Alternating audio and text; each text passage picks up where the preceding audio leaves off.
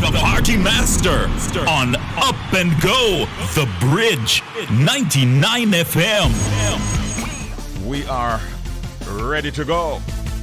Good morning to you, my people. How you doing? It's a minute after the hour of 6 o'clock. We're here with you until 10 o'clock this morning. It's Tuesday, the 2nd of November, 2021. I'm keeping good company. Not as internationally renowned as the company that the Prime Minister of Jamaica is keeping. As we saw him in the company of Prince Charles, he was having conversations at the same time with Prime Minister of the UK, Boris Johnson, and other such leaders. Time now for headlines across the bridge. We start with the news out of Jamaica. From the Gleaner, fourth COVID wave may hit by year end. Epidemiologist Professor Peter Figueroa has lobbied for a ramping up of the COVID-19 vaccination campaign as a fourth wave of the virus could hit Jamaica by year end. The warning comes as the country emerges from the shadow of death that produced record fatalities in August during a summer of woe that caused hospitals to swell beyond capacity and oxygen supplies to evaporate. The coming of a fourth surge of COVID-19 is most likely given the low vaccination coverage in Jamaica. Just over 20% of the population has got one vaccine dose, and just about 13% are fully vaccinated. The surge could come as early as the next 2 or 3 months, the professor said, in a dire caution as the Christmas holidays approach. Figueroa said that mobilization and outreach in communities are crucial to helping Jamaicans to better understand the importance of getting vaccinated. Just making announcements over the radio and running TV ads are not going to do it. People need to have face-to-face, interpersonal opportunities to raise their concerns and have them answered, said Figueroa, adding that it was distressing to see thousands of doses of vaccines expire. The country discarded another 185,000 doses of the AstraZeneca COVID-19 vaccine, which expired on October 31. Approximately 60,000 doses also expired in September. And from the Jamaica Observer newspaper today, we see a story that we'd like to share with you. Education Ministry continues to deliver audiovisual content. The Ministry of Education, Youth and Information continues to facilitate and enhance teaching and learning during the ongoing pandemic through the provision of audiovisual lessons. The lessons are being aired via the ministry's e-homeschool network, EHSN, and YouTube channel, and the Public Broadcasting Corporation of Jamaica, the PBCJ. Students can access live and recorded sessions and information through EHSN Primary and EHSN Secondary 24 hours per day, 7 days per week. Households without cable can access the televised content using rabbit ears antennas. A total of 25 cable networks, including island-wide providers, Flow on Channel 140, Digicel on Channel 6, and Ready TV on Channel 102, have agreed to carry the EHSN content. Both channels are also available on the Ministry of Education, Youth and Information's YouTube channel at EHSN MOEYI Jamaica. Let's now go further afield in the Caribbean region. Antigua Prime Minister urges developed countries to meet their commitments. Antigua and Barbuda Prime Minister Gaston Brown yesterday urged the developed countries to adhere to their commitments to assist small island developing states, SIDS, meet the challenges posed by climate change, warning, if sea level rise does not get us first, we will surely drown in debt. Addressing the Roundtable on Action and Solidarity chaired by Britain's Prime Minister Boris Johnson as part of the activities for the United Nations Conference on Climate Change, COP26, Brown, who is also chair of the Alliance of Small Island States, AOSIS, said he was doing so through gritted teeth. We are here to deliver on commitments made, but we are closing out 2021 with ambition that puts us on a pathway to overshooting the 1.5 goal. Ambition is our litmus test, Brown told the conference, adding that many delegates are of the opinion that they are very close to being 1.5 degrees Celsius compatible. And we do have time for one more story in our headlines across the bridge. And this one actually comes from Singapore. Singapore could see as many as 2,000 COVID-19 deaths annually over time, a minister said on Monday, as the country battles its biggest surge in infections. at 0.2%. Singapore's COVID-19 case fatality rate is similar to the rate of deaths from pneumonia before the pandemic struck, said Janil Puncheri, senior minister of state in Parliament. It is also lower than other countries where cases surged before vaccination. But it does not mean that over time the absolute number of deaths from COVID-19 will rise despite the best possible medical care, he said. We could have perhaps 2,000 deaths per year from COVID-19. And we're talking about Singapore. Under the heading, Singapore may see 2,000 COVID deaths each year, according to a Minister of Government.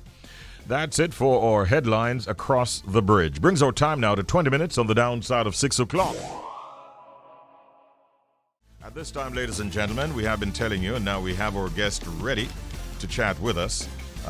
She is, of course, a well-known attorney at law. She's a defense attorney and has represented Kevin O. Smith, the leader of Pathways International Kingdom Restoration Ministries out of St. James. Mr. Smith recently died in a car crash while being transported from Montego Bay to Kingston.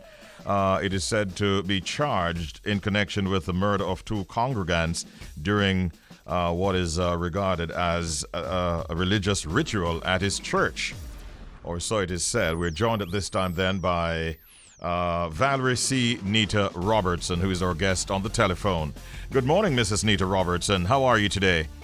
Oh, I'm fine, Richie B. How are you? Not too bad at all. We haven't spoken in a minute, but we're happy to have you this morning. I hope you've been doing well yourself. Oh, yes, definitely. All right. A few questions I wanted to ask you this morning, Valerie. Number one, did Mr. Smith seek your representation, or did you actually reach out to him to represent him as you saw events developing? No, it was actually a family member who asked me to assist. Okay. Now, did you have consultations with him in person? And can you say to us, describe his mood if and when you met with him or spoke with him? Yes, I had several interviews. Myself and Mr. Henry McCurdy, who is the other counsel in Montego Bay who I was working with. Mm-hmm. And he was very calm. He said he was in shock about the incident and how it played out. But he was calm. He wasn't aggressive or anything like that. Okay. What did you understand that to mean when he says he was surprised or shocked at how the incident turned out or played out? Well, his account of the incident is not what is in the media. I don't know yet what is in the case that the prosecution has, and I don't think I will know because I'm no longer in it because he has died. Mm-hmm. But he had another version. Yes. Okay. Did you ever get the feeling that it was a death or deaths that occurred as a result of cult-like activities? No, not at all. Not at all. In fact, he gave explanations as to what the church was about on that day, and that apparently they had planned to stay overnight to the Sunday, because I think by now everybody knows they're calling the church the Ark. That is the Ark. I think the perception originally was that there is some Ark, real or unreal, that they were supposed to take, but they actually call the church the Ark. Mm-hmm. So they had planned to stay over until Sunday, and that was a lockdown day. Mm-hmm. So that's why they had brought food and clothes to kind of stay over till Sunday. It was a baptismal day. There are so many reports that have emerged in the press, Valerie. Issues to do with nakedness and all kinds of stuff. Are you aware of those? And were you able to have dialogue with Mr. Smith in relation to those claims or accusations? Oh, certainly. I think the church has some connection to African to churches in Africa where he had been many times and had preached. And so that evening was baptism, and he and the men who were going to be baptized had taken off their clothes, kept their underwear on, of course. Some had on shorts, and they would wrap this white cloth around their waist. More or less, pictures I saw look African style, you know, how the African male wrap cloth. It's loose, it's not made into a clothing article. They wrap it around their waist. That's what I understand. That persons were not naked, but that they were preparing for this baptism. Are there any reports that you have seen that you find extremely startling that you would have broached with your client, and if so, what other explanations might have been put forward? Well, I thought all of them were startling. I mean, it has started Jamaica, and you can't blame people for being startled. And I went through a number of them with him. I think I told you about the ark and the clothing, the alleged nakedness. I asked him about the umbrella, which kind of conveyed a kind of punctuous appearance. And he indicated that he had a skin problem, and that if I looked at some old photos, I could see the sides of his face kind of dark, the skin darkened because of the skin condition which he was being treated for by the doctor. And I saw prescriptions for the medication. He couldn't tolerate the sun. So, because it would make the condition worse. So he either wore a hat or used the umbrella to protect his skin.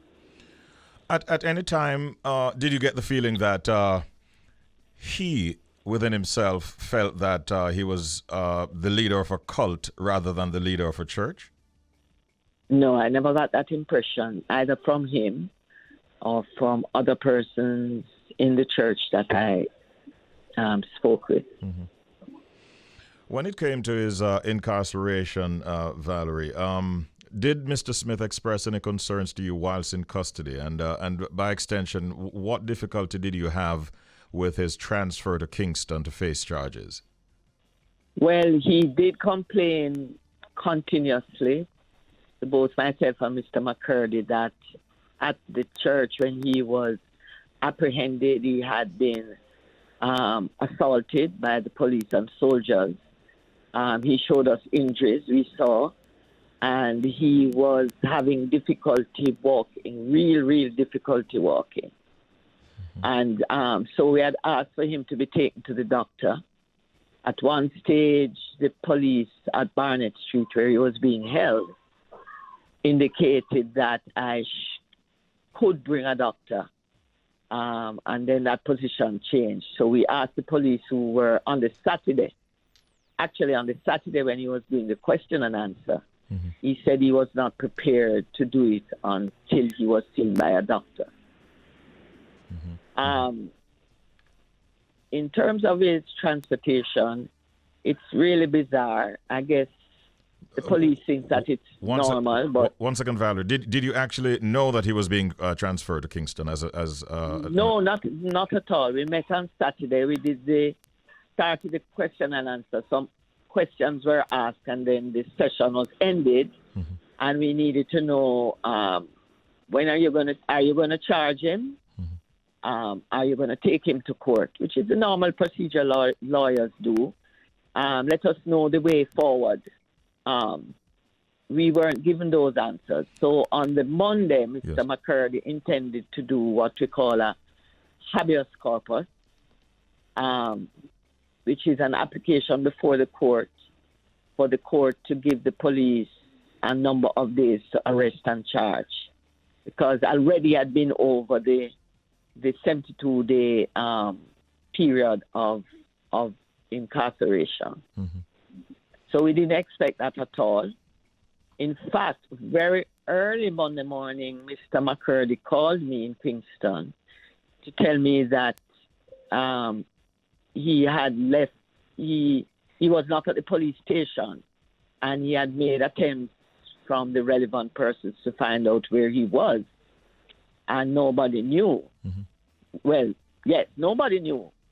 The Barnett Street didn't know where he was taken, and the area superintendent didn't know about the whole removal, and we were concerned having regard to his, everything that was happening in the media, because we know it can escalate, yes, and persons can overreact, and the fact that he had been assaulted by the police, so we were concerned. Okay. That is when I put out my first media release, saying we don't know where he is. Right. Do you take the police's version of the happening, the events that took his life? Well, I have nothing to replace it, and I'm a lawyer, remember, so I have to think logically. I have to have material. But I find the whole transportation of him to be negligent.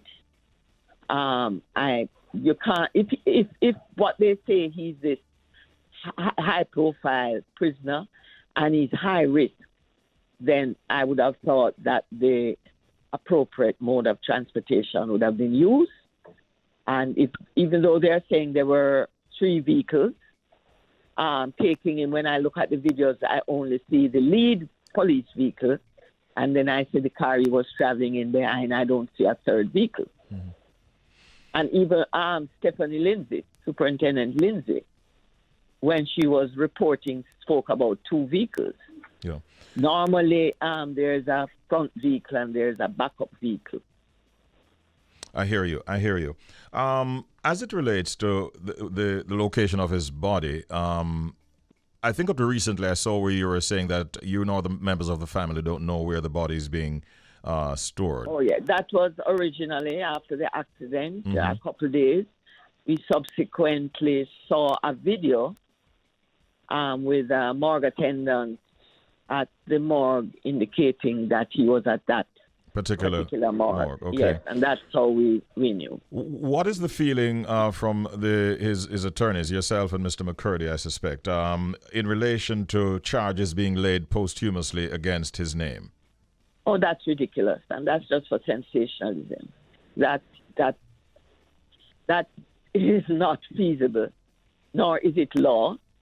But I think it was just a way for the police to continue to highlight the negatives about him. So they put out the charges they would have been preferring against him were he before the court. Mm-hmm. Valerie, we know that your back is broad, and you would be aware of. we know that you would be aware of. Like Miss Llewellyn's,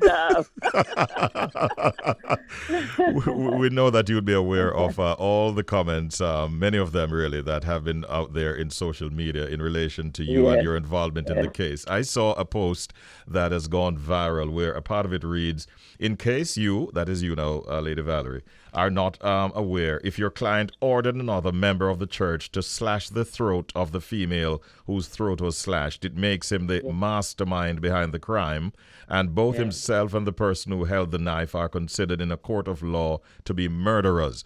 What is your feeling in terms of the charges that were supposed to be laid against Mr. Smith, your client, including murder? Well, I can't make a determination on that.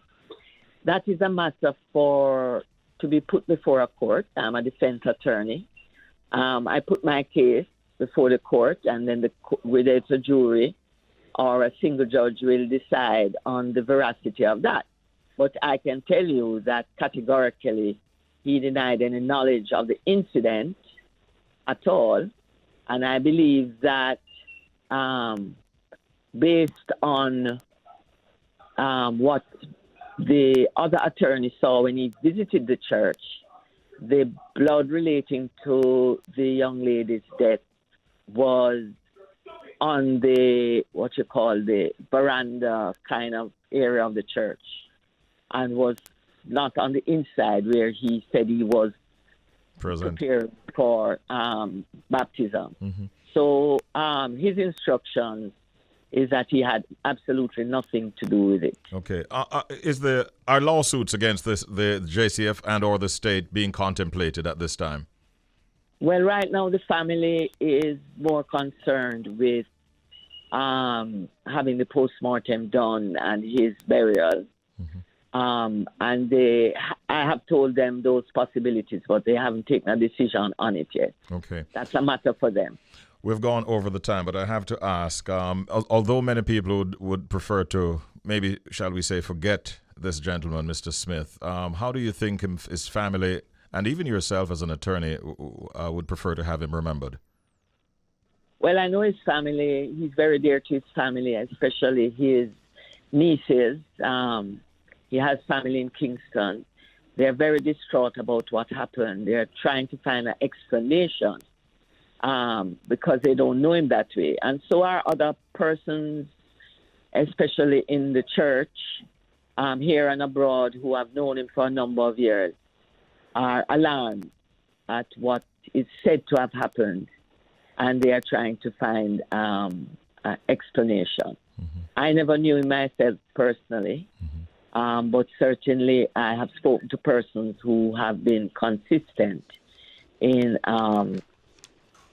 saying he was a kind person. He helped a lot of people, sent them to school, sent them to university, fed a lot of people in and around the Montego Bay community that he worked. All right, Valerie, we're out of time, but I thank you for talking with me this morning, and I wish you all the best. Have a great day. Thank you very much for the opportunity to speak on behalf of Kevin Smith. I'm grateful. Always a pleasure talking with you. Take care. It's now 18 minutes after the hour of 7 o'clock. As we have been telling you all morning, we do have at this time our guest in the person of the president of the Jamaica Bar Association, JAMBAR, Mr. Alexander Williams. We're looking primarily at the matter of mandatory vaccination, which we understand is being implemented in a number of private sector companies, especially here in Jamaica. Good morning and welcome, Mr. Williams. How are you today, sir? I'm great. I'm fine, thank you, sir. Good morning. Good morning. Wonderful to have you here with us at this early hour. So the primary focus of our conversation, Mr. Williams, is going to be on mandatory vaccination. First of all, do you believe that mandatory vaccination contravenes the constitutional rights of Jamaicans? I believe it does not. And let us first define what we mean by mandatory. Yes. Mandatory doesn't mean force you down in the middle of the road and stab you with a needle. It doesn't mean that. What it means is you can be required to be vaccinated depending on your employment circumstance or the goods or service that you wish to access. So the constitutional rights are all subject to what is reasonably justified in a free and democratic society. Those are the words from Chapter 3 of the Constitution. And I think that to control a pandemic, it is possible and reasonable that rights may be abridged, in other words, reduced or sometimes taken away in a context of dealing with a pandemic. So it is quite possible. But is there currently any Jamaican law that supports or prohibits mandatory vaccination? Well, under the Public Health Act, which I suppose you might recall, sir, that you remember having to go through vaccinations when you were a child. That has been in place for decades now. That's the one thing I think of.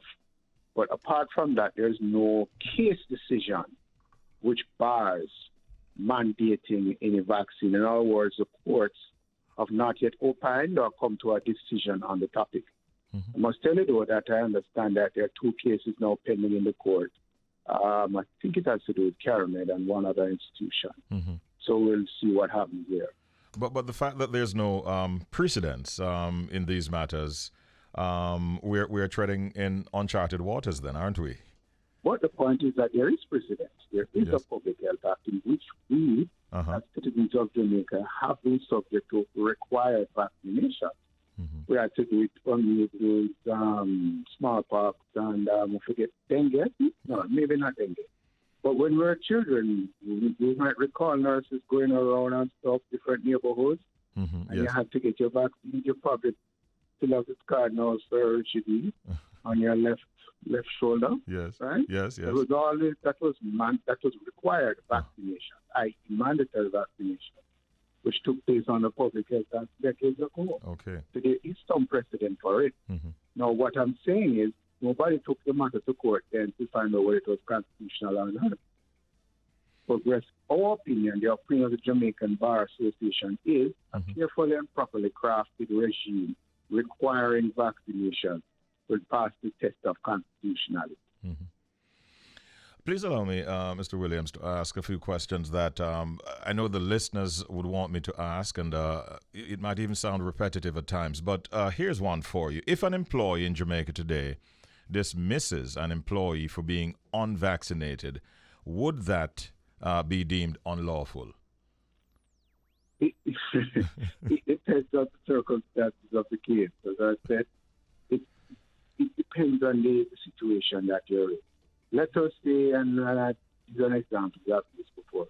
Let us say you're in an accounting firm where you have 3 members of staff, each working remote, they don't really come in the office at all. And then the employer jumps up and says, oh, if your continued employment won't take place unless you're vaccinated. I would think that would be struck down as unconstitutional because the dangers are so low, right? Yes. However, say you're a nurse on the front line dealing with the pandemic, having to deal with a lot of patients, and you may ultimately be a carrier, and you're on the front line trying to deal with the pandemic, then most likely it would be deemed constitutional. So it depends on the workplace environment, the type of business or industry that you're in, and also taking into account the wealth and safety of other employees within the workplace.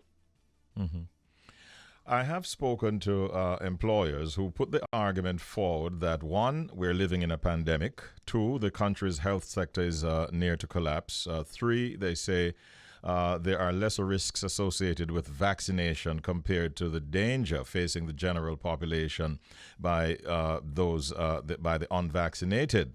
So they're putting those arguments forward. Do you believe those are strong and compelling arguments that can be used in their favor? I believe yes, I believe it is. An analogy I like to use, which I've used before. If you lock your front door, that doesn't mean that you'll stop a thief from coming into your home, but it doesn't mean you leave your front door open, right? Yes. So, taking a vaccine may not necessarily prevent you from getting it or being a carrier. What it will prevent you from 90% protect you from happening is that you'll end up in a hospital bed or that. Does it mean that you do not take a vaccine? It doesn't mean that. It's one step among the other things that you do to help to protect yourself and the country.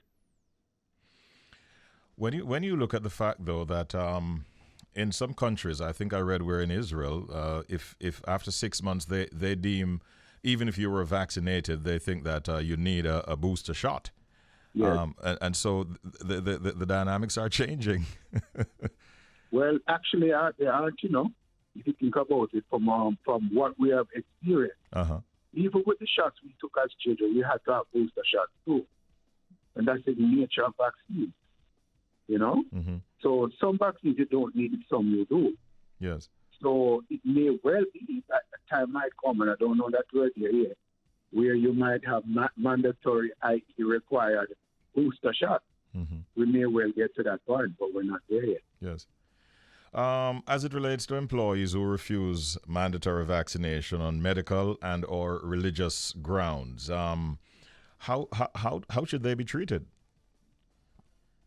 Well, as I say, the rules have to be crafted with a particular work, right? And at the end of the day, we all have choices. Nobody's forcing you to continue to be employed in a particular sector, right? Nobody's forcing you to take a particular job. the requirement may be for you to be continuously employed in that, or not get the job in that other sector. It's up to you. Mm-hmm. So if your religious belief says, oh, I don't know, whatever type of religion it is, my religion tells me I can't take this vaccine. Well, then you have a choice. Look another job or don't take the next job. That's the hard part that you have. It could mean deciding whether or not you want to stay employed or joining the ranks of the unemployed, though, Mr. Williams. Well, joining the ranks of the unemployed may be a temporary proposition. I know jobs are sometimes hard to come by, but that is, this is reality. All right? This is where we live. This is what is happening. What your rights, anybody's rights, whatever it is, religious, so on and so forth, right of freedom, right of liberty, all of that is subject to the public good. What is reasonably justifiable in a free and democratic society. Put it another way, you have control over your body so far as it does not affect others, right? Yes. So yes, we are free, quote unquote, but nobody's absolutely free to do everything at all times. That's not reality. That's not the world. That is why we have a constitution. That is why we have the proviso, and that is why we, expect to order ourselves in such a way to protect our common man. Speaking of the Constitution, doesn't this beg for a review of certain clauses, especially as it relates to the matters that we're discussing? I don't think so. No? No, I can't think what review of the Constitution we need for this particular subject. Okay. As I said to you, I should tell you that Chapter 3 of the Constitution went through some quote-unquote recent amendments. So these are, this was in the late 90s, I believe. That Chapter 3 was changed and so on. And the idea, and it's the approach the courts will take, they will treat the Constitution as a living document. In other words, they don't look in the rearview mirror, they look what's ahead, what needs to be done, and interpret the Constitution and its provisions accordingly. Can I get your views or thoughts on employers offering incentives to get employees vaccinated? What's your view on that? I think that's a good idea. The better approach always is the carrot rather than the stick, if I might put it that way. It's always good to encourage people to do the right thing rather than to require or force them not to do the wrong thing. Yes. So if an employer puts an incentive in place, yes, I would recommend that. Yes.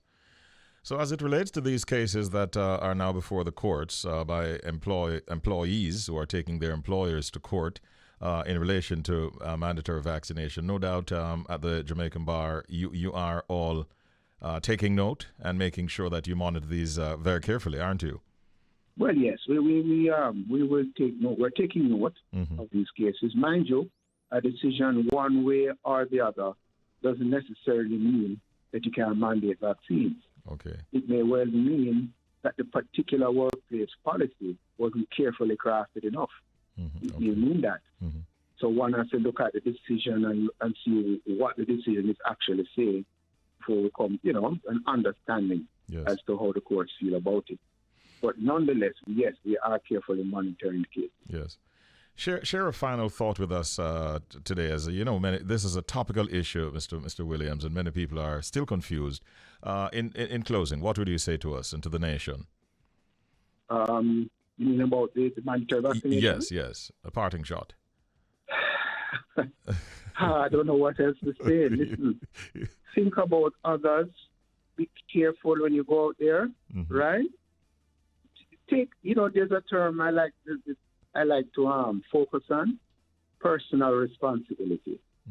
Yes. Yes, we expect government to be paternalistic and so on, and all of that. But at the end of the day, we must take responsibility for ourselves. That's what I would say. All right. I thank you so very much for your thoughts this morning, and I wish you a wonderful day today. Thank you.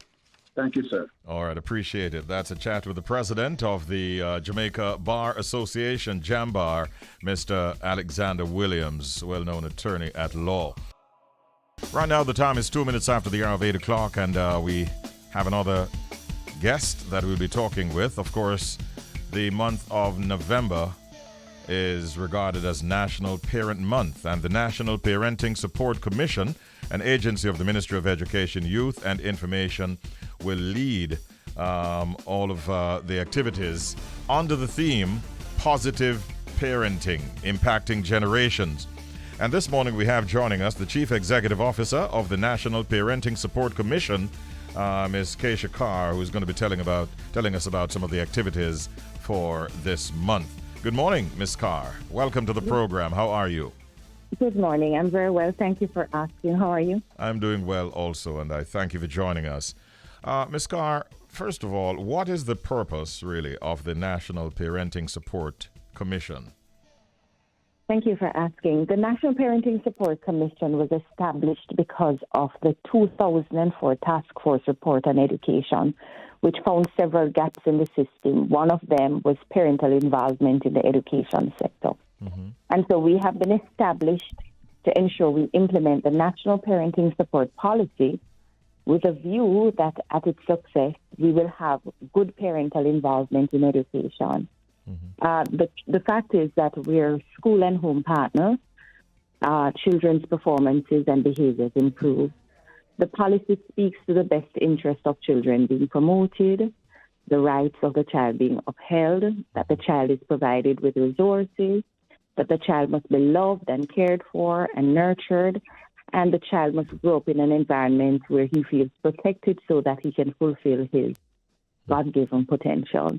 So in a nutshell, that is where we are. We're trying to implement this policy with a view that at its success, we will have parents who are very involved in the education journey of their children. Got you. So when was the organization itself actually launched? And can you also tell us now when a National Parent Month became a designation? Okay. So we opened our doors in 2013, January 2013, having had the Act of Parliament passed in 2012. So there's the National Parenting Support Commission Act that was passed in 2012, and we came into being in January 2013. Mm-hmm. Of course, Parent Month was a part of the Ministry of Education's celebrations for years, the first being in 1991. Okay. All right. Now, this year, there's a theme which I highlighted earlier, positive parenting, impacting generations, would you say? Yes, impacting generations. Okay. Expand on the theme for us for a little bit. Thank you. So we understand that parenting practices continue to be less than the ones we desire. We recognize that parents are still using coercive parenting. In other words, they are using practices that cause children harm, whether they're violent practices physically or they're violent emotionally and mentally. All of these fall under the umbrella of coercive parenting. Positive parenting suggests that we are to use practices that are nurturing, that promote the interest of children, that are nonviolent, so that they can adjust and become citizens that will not perpetuate anger and aggression in their interactions with other persons. So positive parenting runs contrary to much of the practices that we believe are embedded in who we are because they've been passed on from other generations to us. We want to ensure that we break that cycle by pushing for positive parenting, pushing for those practices that enable children to understand boundaries, to understand the importance of those boundaries in their lives, because many times it's to protect them, and to attend to their holistic development without harming them. And so we want to ensure that in doing so now, we will set the framework, or they will give them the blueprint for how they need to raise their families, simply because many times we parent the way we were parented. So some of the practices are residual practices that we really don't want to continue. And we want to change that so our children will have better examples as to how they should parent their children. So positive parenting is very, very important. But do you get the sense that here in Jamaica we don't embrace that as much as we ought to? Certainly not. One of the reasons, like I said, is that not many persons recognize that parenting is a skill and it's a discipline. It is something that people actually go to school and study for. It's a discipline that should be recognized like all the other disciplines that we hold in high regard. Now, if we recognize this, chances are before we actually become parents, we will access current information that will enable us to be more effective in our practice. There has been 30 years of research, more than 30 years of research actually, in this country on parenting. And interestingly, there are other jurisdictions that are actually asking and adapting the practices and the policies of the National Parenting Support Commission. But here in Jamaica, we're still latched to old practices that run contrary to what the policy dictates. So we see some changes. Once persons access our courses, we do see behavior change in a real way. We notice that people internalize the information. They get a better understanding of how their own behaviors impact the lives, current and future, of their children. We hear the term often these days, adverse childhood experiences, and the way those experiences contribute to behaviors that the children display, not only during that journey of childhood, but also in adulthood, how it dictates how they interact with other persons. And so if we can break the cycle or actually begin that process, then we will have better outcomes for citizenry in general. Okay. So the month of November is National Parent Month. Can you share with us some of the activities that are planned for this month? Certainly. We're excited that we're going to be launching the first parenting website in this region, and this is through the kind support of UNICEF Jamaica. We've worked really hard on the website, and we want it to be an interactive space, a portal where parents can actually go on, download courses, do it in their own time. So we'll be launching that quite fittingly during Parent Month. We will have parenting education sessions online and also in person, safe ways throughout the country from Tuesdays through to Thursdays of every week for the month. So we're scaling that up and intensifying it for November. And those sessions actually will surround the theme positive parenting, explaining what that is, giving parents, prospective parents and parents already, tools and strategies to use that will be more effective than the ones they've been using. We will also have specific parenting education sessions that relate to violence in the home, intimate partner, domestic violence, as a part of the Spotlight Initiative. So we'll be going into 5 Spotlight parishes. Of course, the Spotlight Initiative is funded by the European Union and the United Nations, and it's a partnership among those two entities and Jamaica. So we'll be going in 5 Spotlight parishes where violence seems to be more present than other parishes, to talk about the impact of violence on children in particular. And we close the month out with the National Parent Awards, which is a staple on the calendar for Parent Month. It's usually the last workday of the month. And we will be recognizing all those parents across the sector who have really been great, especially in this pandemic. They've been showing resilience in their own ways and ensuring that their children, even as we go through this pandemic, are still attending to learning, and they're contributing to the development of their children in this way. So we must highlight them, recognize their efforts, and hopefully this will be an incentive for other parents to ensure that they too are encouraging their children and supporting them during their educational journey. How were those awardees determined? So each education region, we have persons called community relations education officers in the region, and they were tasked to select the persons in those regions that they believe are best fitted to get the award. There is a criteria that we share each year, and they have to make sure all those boxes are checked, and then they recommend those persons, having done some evaluation at the regional level. They submit the lists to us, and then we present the awards. All right. Well, we'd like to say big ups to all the parents across Jamaica. By the way, you didn't share with us the website. Can you give us the info on that? Well, the website will be launched on the 17th of November. And so you will be invited, Richie, to be there along with other media partners to ensure that we build awareness for the website. So all information will be communicated then. And I'm really excited about that because I believe that will add a welcome. That's another thing in the reservoir. All right. Looking forward to that. Preparing.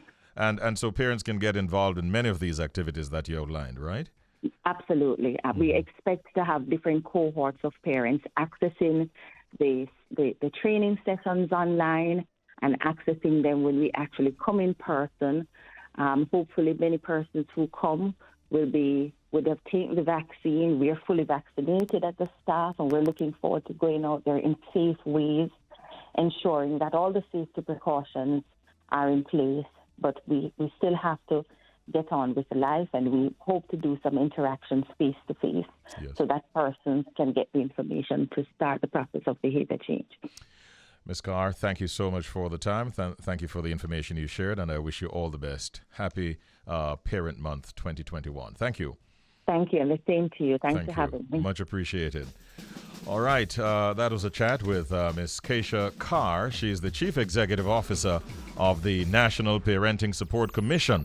And it's important that we spoke with her, especially at this time during National Parent Month.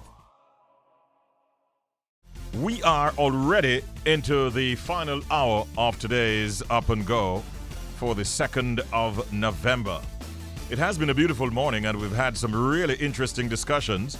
Started off at 7 o'clock with a chat with Valerie C, Neita-Robertson, attorney at law, defense attorney who was representing and maybe still represents the estate of the late Kevin Smith, a man who some say was a pastor, some say was a cult leader.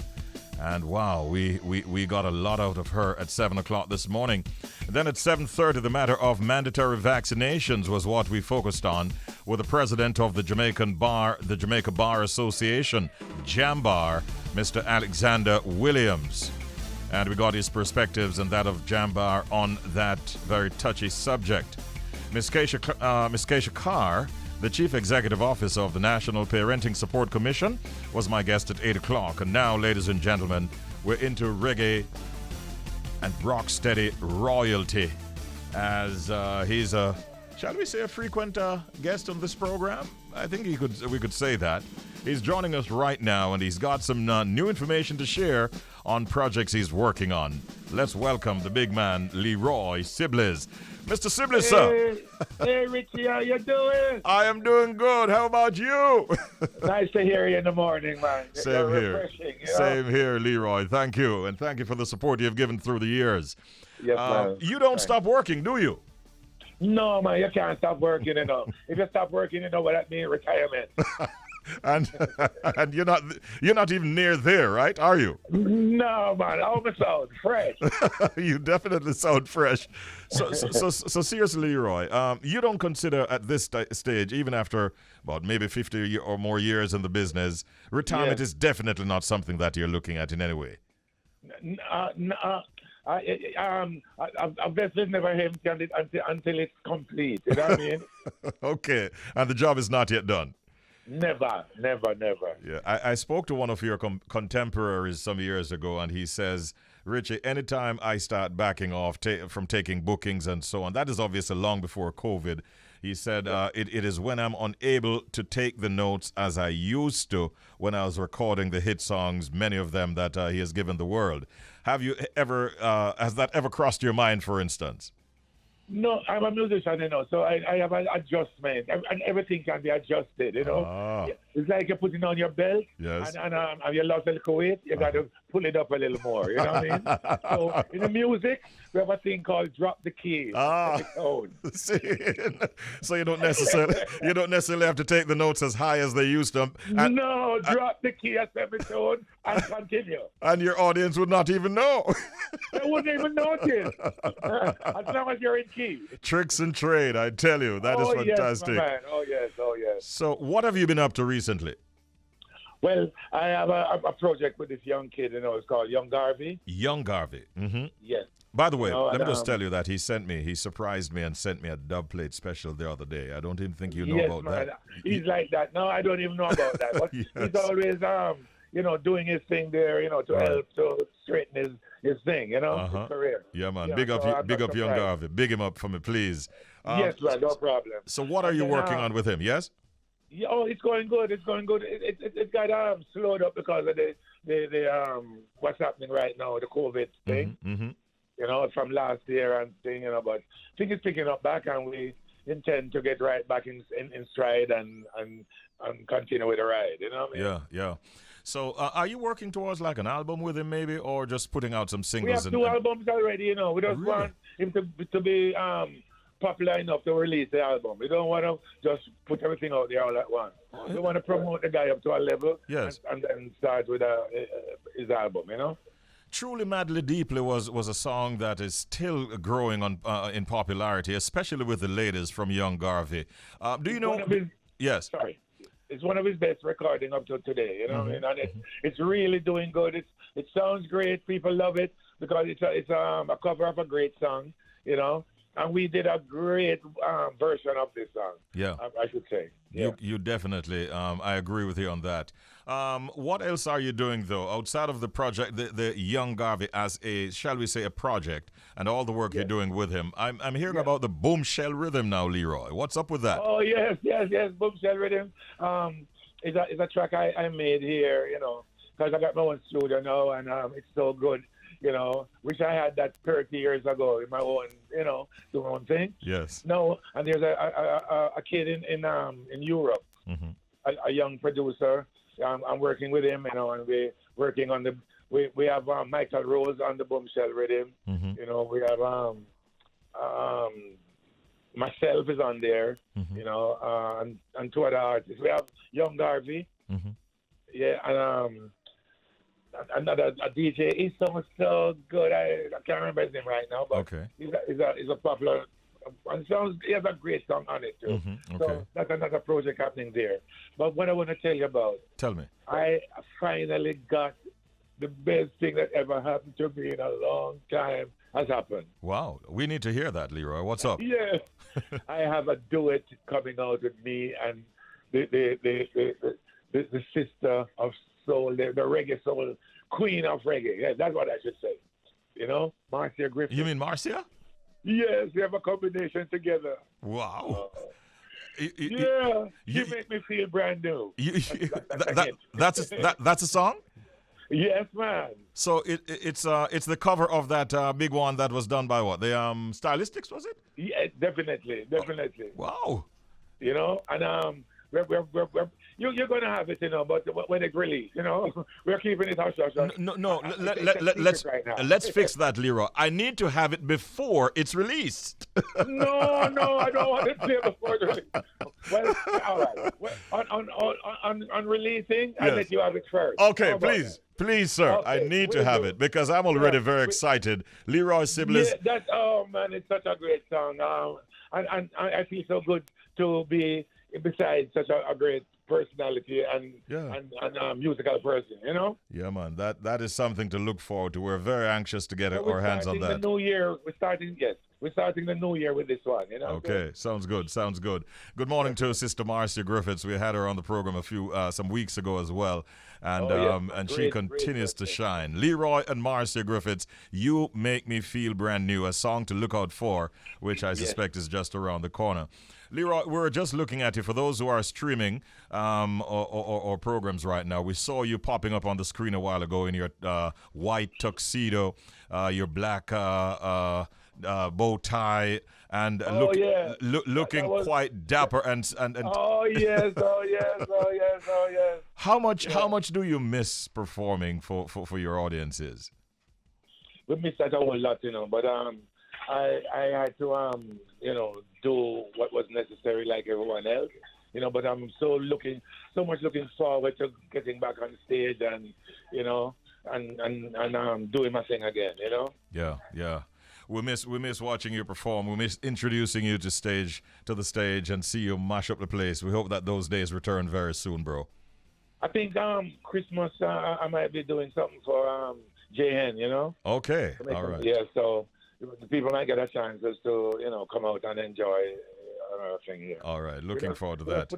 We're just putting that together right now, though, so we'll see. Yeah, man. He's a veteran musician, a great Jamaican artist, and more than that, he has been a producer. He plays the bass guitar, and he's just a well-rounded individual that we're so proud of. Thanks for talking with us, Leroy. And remember, we have a deal. I need to get that Marcy and Leroy soon, all right? No problem, Richie. And I promise you first. Okay? All right, appreciate it. Have a great day, Leroy.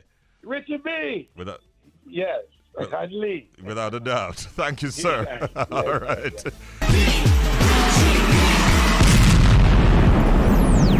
Richie B, the party master, on Up and Go, The Bridge, 99 FM.